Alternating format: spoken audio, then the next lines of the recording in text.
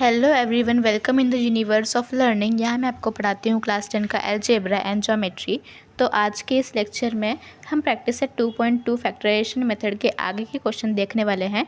तो चैनल को सब्सक्राइब ज़रूर करें और आपसे एक रिक्वेस्ट है कि अपने फ्रेंड्स के साथ भी शेयर कर लीजिए ताकि वो भी इस वीडियोज़ को देख पाए। आज का ये हमारा लेक्चर नंबर 7 है। हम जल्दी से प्रैक्टिस सेट 2.2 को कम्प्लीट करने की कोशिश करेंगे ताकि हम आगे के मेथड्स भी सीख पाए। ओके, हमें सिर्फ फैक्टराइजेशन तो नहीं सीखना है, राइट। तो देखो, लास्ट लेक्चर में मैंने आपको क्या दिखाया था, ये मैंने आपको पूरा लिख के बताया था सारे स्टेप्स फैक्टराइजेशन करने के। ओके, आप ये सब इसका स्क्रीनशॉट ले सकते हो। पहले a इंटू सी करते हैं, फिर उसके बाद a इंटू सी करने पे जो आंसर आता है, a इंटू सी क्या है, ये वाला टर्म a है और ये वाला टर्म c है, जो आते हैं उसके फैक्टर निकालते हैं।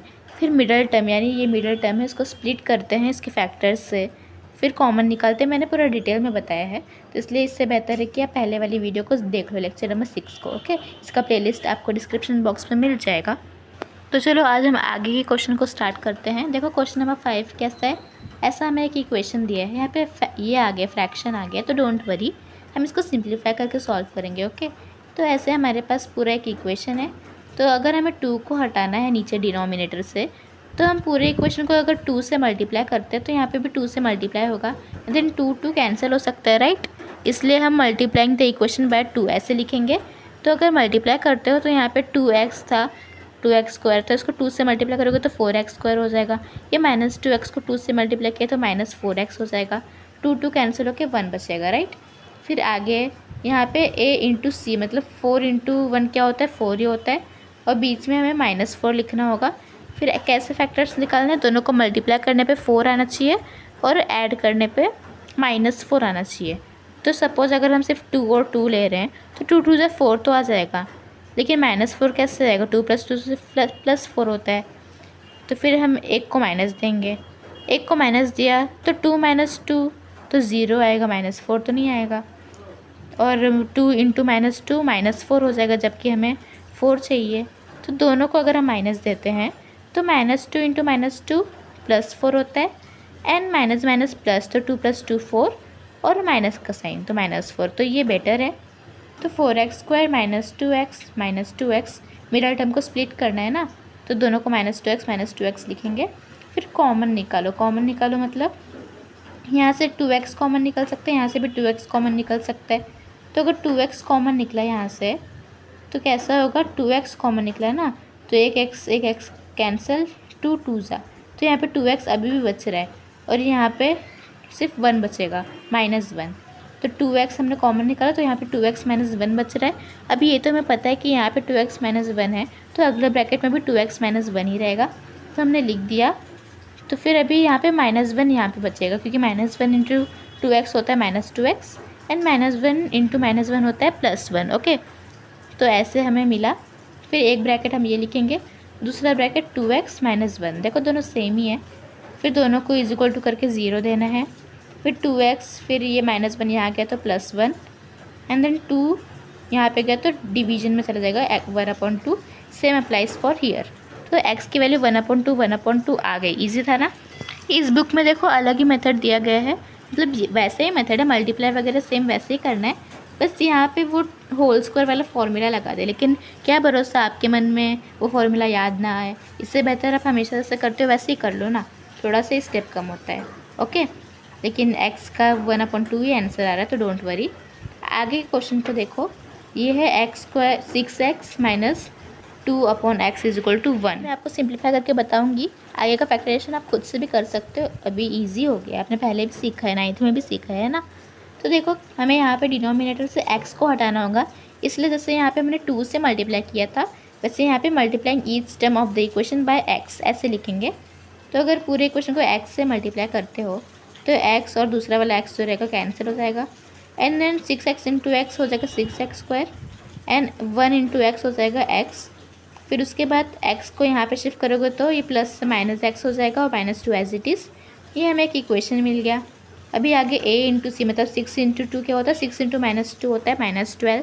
इसके फैक्टर्स निकालने हैं, जिसको ऐड करने पे क्या आए, -1 आए, -1 नहीं, हाँ -1 ही ऑब्वियसली, यहाँ पे -1 है ना, तो यहाँ पे बीच में -1 आना चाहिए। तो अभी आप अपने हिसाब से आराम से सॉल्व कर सकते हो। ओके, ये सोल्यूशन आप देख लो, आप सॉल्व कर पाओगे। देखो बहुत ईजी है इसे सॉल्व करना। 12 का फैक्टर निकालोगे, -4 और 3 दोनों को मल्टीप्लाई करने पे -12 आएगा, एंड ऐड करने पे -4 + 3 क्या हो जाएगा, माइनस, क्योंकि प्लस माइनस माइनस होता है, और बड़े नंबर को माइनस करना है तो -1 आ जाएगा। तो ये हमें फैक्टर्स भी मिल गए, मिडिल टर्म को स्प्लिट भी कर दिया। फिर कॉमन निकालो, कॉमन निकालने तो आपको आ गया होगा, बहुत ईजी होता है। फिर ऐसे सॉल्व करने पे आ जाएगा answer. Okay, you can try it by yourself. जो हमारा क्वेश्चन है, क्वेश्चन नंबर 7, वो पूरे एक्टिविटी के फॉर्म में है और फैक्टराइजेशन ही करना है, बहुत ईजी है। तो चलो मैं आपको ये नोटबुक पे बता देती हूँ, फिर आप अपने हिसाब से बॉक्स में फिल कर सकते हो। ओके, तो देखो यहाँ पे मेरी आवाज़ आ रही होगी आपको, 1 मिनट। देखो हमारे पास ये पूरा ऐसे इक्वेशन है, राइट। अभी क्या करना है हमें, यहाँ पे a × c करना है, मतलब 2√2 × 5√2। तो 5√2 × 2 करने पे क्या आएगा, 5 एज इट इज़। 2√2 × √2 2 होता है, तो 5 × 2 10 होता है। ओके, ये रूट वाले कैलकुलेशन आपको आने चाहिए। हाँ, तो 5 × 2 10 होगा, तो हमें 10 के फैक्टर्स निकालने होंगे। ऐसे फैक्टर निकालने हैं जिनको मल्टीप्लाई करने पे 10 आए और ऐड करने पे 7 आए, +7, कुछ माइनस का घोटाला नहीं है यहाँ पे। ओके, बहुत ईजी क्वेश्चन है। तो 5 × 2 10 होता है, एंड 5 + 2 7, कुछ माइनस वगैरह कोई साइन चेंज नहीं करना है, तो ये +5 + 2 एज इट इज़ ही रहेगा। ओके, बहुत ईजी है। फिर मिडल टर्म को स्प्लिट करो, तो 5x + 2x जो फैक्टर आया ना वैसा। फिर उसके बाद कॉमन निकालना है, तो यहाँ पे एक x है, यहाँ पे एक x है, तो x कॉमन में आ जाएगा और कुछ कॉमन में नहीं आ सकता, है ना। फिर अंदर क्या बचेगा, √2 बचेगा, √2 + 5। मैंने यहाँ पे x लिखना भूल गई हूँ, सॉरी, क्योंकि एक x तो बच रहा है ना, हमने एक ही x कॉमन निकाला है। तो √2x + 5, क्योंकि यहाँ से x चला गया तो सिर्फ 5 बचेगा। फिर प्लस यहाँ पे भी हमें इतना पता है कि ये ब्रैकेट तो आएगा √2x + 5 वाला। तो क्या कॉमन हम निकाले हैं, इसका एक लॉजिक आपको लगाना होगा, क्योंकि ब्रैकेट तो यही आएगा √2x + 5। तो आप एक चीज़ देख सकते हो, अगर √2 × √2x होगा तो √2 × √2 2 होता है, तो √2 × √2x हो जाएगा 2x, √2 × 5 हो जाएगा 5√2। तो इससे हमें ये पता चलता है कि √2 ही बाहर निकला है ना।